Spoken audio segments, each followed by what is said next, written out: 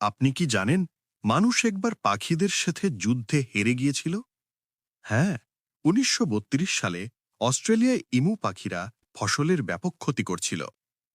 সরকার ইমুদের বিরুদ্ধে যুদ্ধ ঘোষণা করে। মেশিনগান সহ একদল সৈন্য পাঠানো হলো।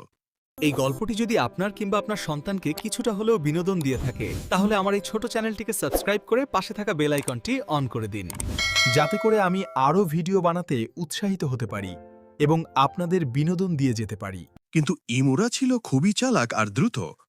সৈন্যরা হাজার হাজার গুলি খরচ করেও মাত্র অল্প কিছু মরতে পারে। শেষ পর্যন্ত অস্ট্রেলিয়ান আর্মি হাত ছেড়ে দেয়।